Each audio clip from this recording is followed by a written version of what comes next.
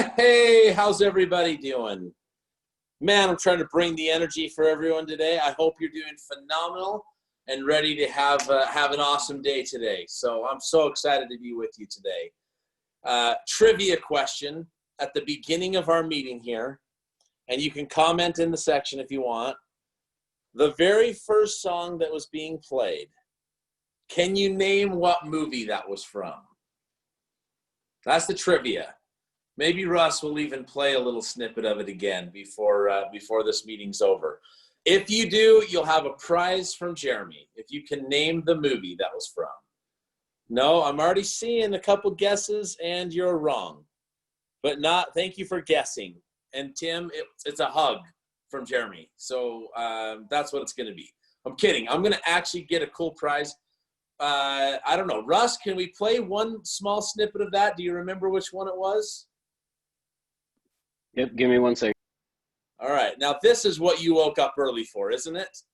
To play trivia on movie songs with Jeremy. We can do this earlier at 6 a.m. too if you guys want.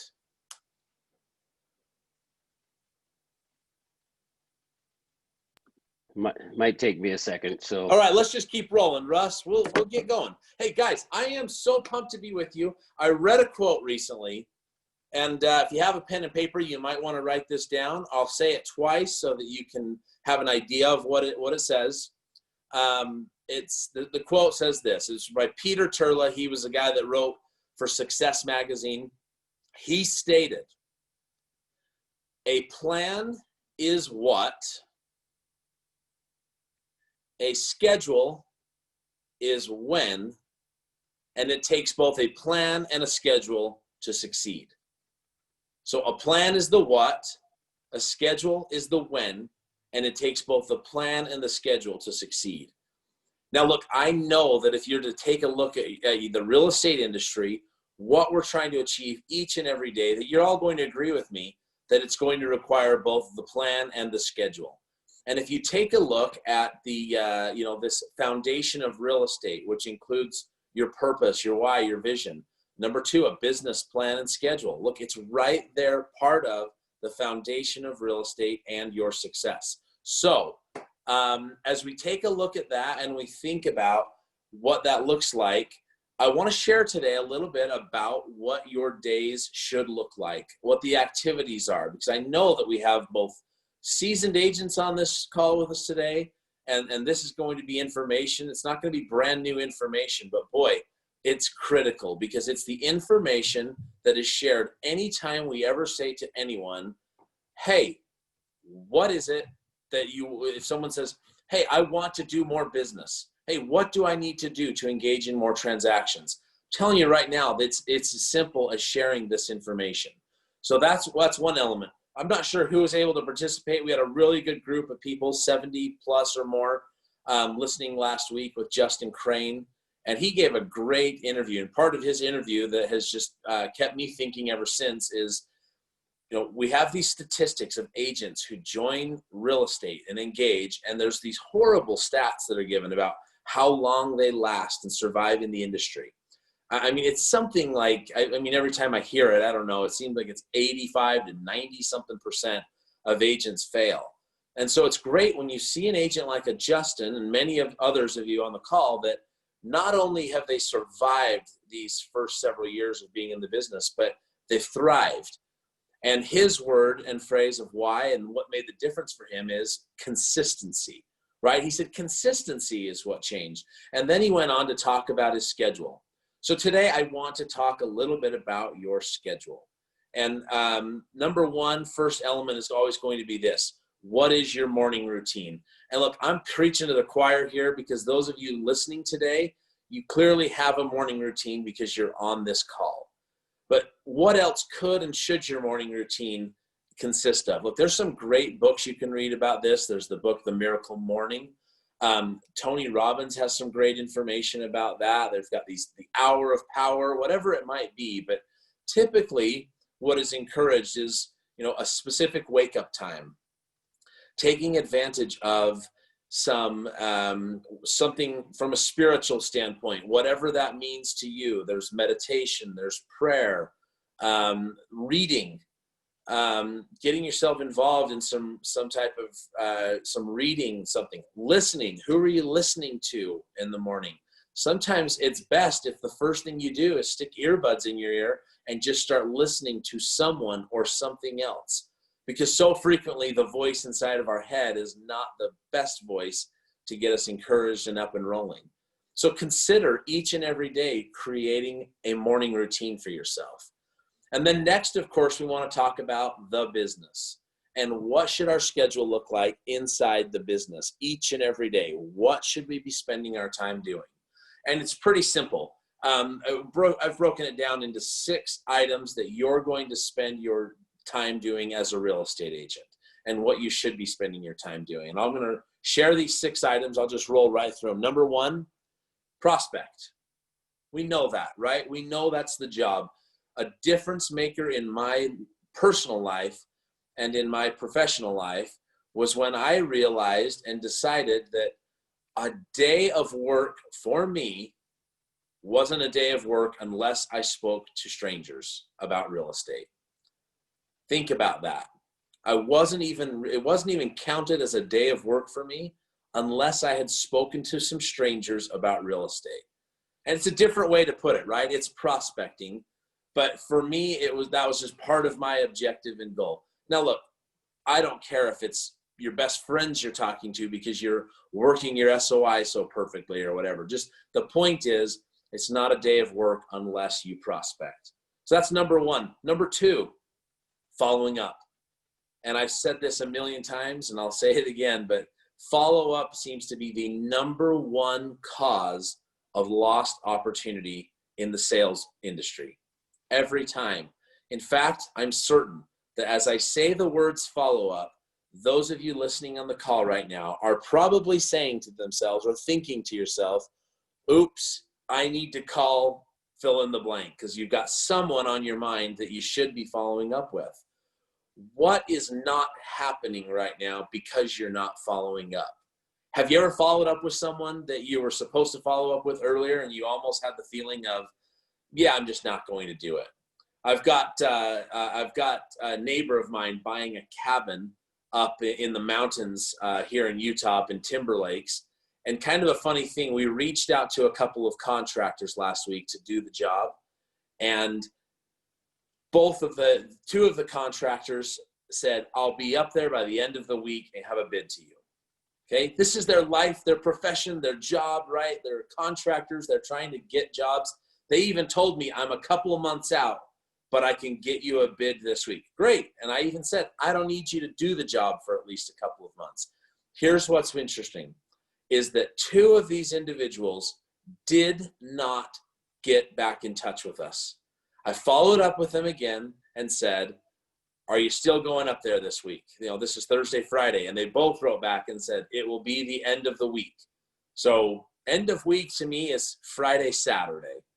And interestingly enough, I was able to have a conversation with one of them and early this week now, yesterday, and they didn't call because they didn't do what they said they were going to do. And so they just basically thought, I just forgot. I couldn't get up there and do it, and I didn't want you to be angry. So I've just been ignoring you, basically. Isn't that so interesting, the attitude of like, I'm just not going to talk to you anymore. We're done because I didn't do what I said I was going to do, because I didn't follow up with you. And I had to be the one to say, oh, no. Stick around. We need your help. We still want you engaged in this. Just set me an expectation that we can live with. But just think about that. This happens in car dealerships when you're thinking about buying a car. Have you ever had to be the person trying to get others to make money because of your business, because you're the one following up? Just think about it in sales. So for you and your follow-up, anybody that you've got in your mind right now, work it. I would be asking you a question right now because, again, we go back to my first quote about a plan is what, a schedule is when. What is the plan for your follow-up? Ask yourself that.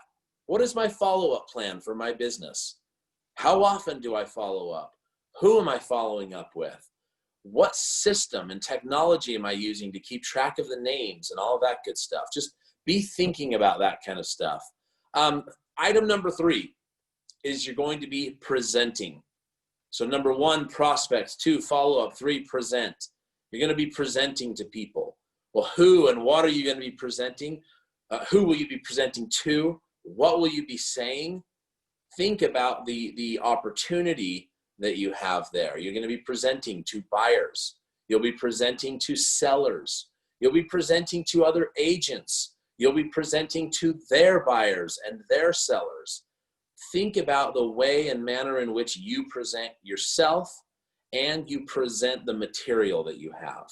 What is your game plan? What is your script? What is your presentation? Do you have that defined? If you don't, you need to. It's critical. What are the emails? I mean, have you ever had an opportunity in a transaction where you knew the email that you were going to be sending was going to be forwarded directly to the other agent's clients? That makes sense? Or the text message you were going to be sending. So now you have to think, who are you presenting to at that moment? And making sure that you're ready to give something good. There's that great book, Stand Like Lincoln, Speak Like Churchill. It could be the opposite, Speak Like Churchill, Stand Like Lincoln. But great book. If you haven't read it, you should read this book. There's also the TED Talk book, Talk Like TED. Just information about presenting to people. Really phenomenal. Okay, let's move on to item number 4, which is you're going to be negotiating. Negotiate. When I say that word, what comes to mind for you? Do you feel like you're a powerful negotiator? Do you feel like you're a weak negotiator? Do you know how to negotiate? There have been sales books written this thick about negotiating. There are so many different strategies and techniques and approaches to negotiating. And so I would just suggest to everyone that you dial in what that looks like. I know for me, one of the great lines that I used to use when I was selling real estate full-time, I loved to be able to talk to people. And I would say this line, most agents, negotiating is simply asking for your fax number. Yes, that's how we used to send offers, folks. Fax machines. Some of you may remember that. And how exciting was it to get a fax with an offer for one of your listings? Awesome. So anyway, think about that. Are you really negotiating? Are you communicating with the buyer's agents or the seller's agents as you continue down the process? Are you asking great questions? Are you listening to what's being said? And are you putting yourself in the best position to have a great negotiation? Figure out those skills. Figure out how to work that. So we've got prospect, follow-up, present, negotiate, and then close. The close is simply a natural ending to a great presentation. I've heard that said a million times. You've all been in those appointments where when you go to you get people to say yes before you have to get them to say yes, right? But another failure that we sometimes seem to have in this industry is that sometimes you have to ask for the business. Sometimes people are very committed to waiting, to getting more information. And so it becomes our opportunity then to use our skills to be able to close, to get them to say yes, to assume the sale, and any of those other strategies. If you look in your script books, you'll see all of these opportunities right at your fingertips. One of my favorite ones is there's the master close. Look at that, read it, familiarize yourself with it, because it's easy, it's natural. You're simply asking the questions. Is there anything else that would prevent us from getting paperwork signed? They're either going to say yes there is or no there isn't. If they say yes there is, you listen to what their concern is. And if they say no there isn't, guess what? You just got a yes, which is exciting. Okay, final number 6, that's John Syatt would say number next, 6, administrative work. So you've got yourself prospecting, follow-up, presenting, negotiating, closing, and administrative work. These are the tasks that a real estate agent should be involved in and that we are involved in. But how much of it? So look, I actually wrote this down last night so I could show it. See if I can put it up here. Oh, you know what? I don't know. Can you guys read that the right way? I see June's face. Is it backwards, June? Give me a Give me a Oh, it head looks nod good. if you can read it. It's good, Jeremy. Okay, thank you. It's backward for me. So if you take a look at that, you'll notice I put the first 5 items in the list: prospect, follow up, present, negotiate, close. And then I put 80% next to it. And then I put admin 20%. 80% of your time should be spent in those first 5 activities, and 20% of your time should be spent in your administrative tasks. If you were to follow that type of system, you see great things happening in your business. I know that everybody listening can probably relate to this. I know early in my career, there were times when I got my first deal under contract, and boy, I was busy every day, all day, thinking about that one deal. There wasn't a lot of work to be done, right? An addendum here or there, but man, I thought I was consumed. Or 2, or 3, or 4, right? I go back and think to myself, how much time really do I need to spend from an administrative side? And I know we get overwhelmed with the transaction. It also reminds me a little bit, you may be able to relate to this as well. And guys, I only know this because I've lived it, is that if I started making prospecting calls and I set an appointment early, I would somehow be so consumed all of a sudden with that one appointment and what had to be done, it was easy to not do the rest of my calls. And look, this is what we do, is we negotiate with ourselves. Look, it's right on the thing too. We negotiate with ourselves on our time, on our plan, on our objective. And if we're working out of crisis, meaning I need to get a deal done, I need to get this addendum completed, I need to pay my phone bill and my gas bill and all those things, guess what? We are going to be running around like a chicken with its head cut off. But when we're working by objective, when we're focused on a goal and something that we're trying to strive to either become or achieve, it gives us a little more perspective so that we don't allow the one transaction to get in the way of the thing we want even more, which is the objective you're after. Or we don't allow that one appointment or one CMA we have to create or whatever it might be that stops you from doing your job. No, we are focused on getting the job done. So I encourage you to think about yourself. I know for me, that was an issue early in my career, allowing one deal or one appointment or something to help me convince myself I'm busy. I've got a lot going on, so I don't have to prospect. I don't have to make those follow-up calls. I don't have time to do it. Have you ever said that to yourself? Agents, we know that we've got more time. We know that we've got the ability to get done what we need to get done. One more thought about this list. One of my favorite parts about this list is that, again, the administrative stuff is going to take 20% of your time.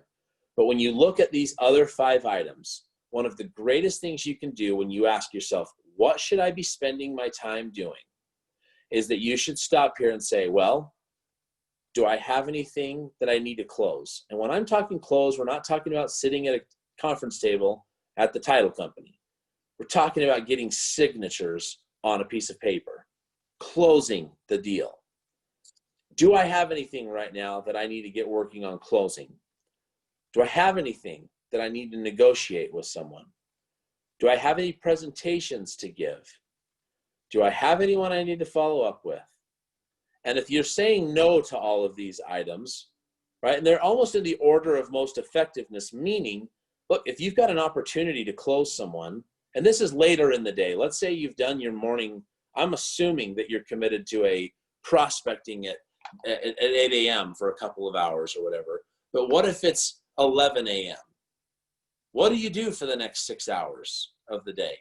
What do you do until 5 or 6 o'clock? Again, do you have anything to close? Do you have anyone you're negotiating with or you need to present to? Otherwise, the job and opportunity, I would say, is to follow up and prospect. And somebody might say right now, well, wait a minute, that means I might have to spend like 8 hours in a day prospecting. Well, would that be okay? What else are you going to do? I know for me, I would pretend work at that time. That's when I got really busy with that one transaction or that one CMA. or whatever else it was that I needed to get done.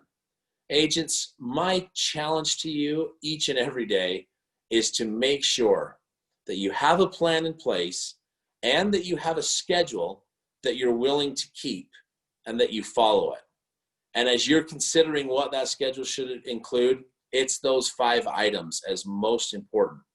Those 5 items working backwards. And here's what's great. Any agent would tell you that there's not many days in a row that you're going to be prospecting for 5, 6, or 7 hours. And the reason why is because you're going to create opportunities. You're going to create appointments for yourself, CMAs that you need to create, people you need to follow up with again. But don't be afraid to get yourself committed to saying, I need a jump start. I'm going to prospect for 6 hours, 8 hours. One of my favorite things that was really fun one day was when Alma Merrill, I think he said, I'm going to set 20 appointments today. And he just had a live stream going all day long until he had set his 20 appointments. Really cool stuff. So what are you going to do? What's the plan? And what is the schedule that you have in place? And I know that as you do this, you're going to see great things happen in your business. Okay, I gave a challenge at the beginning. I've got to follow up with it and see, did anybody get the song right? We've got Gladiator, Chariots of Fire. Russ, is it easy to click play for 1 second or not? There you go.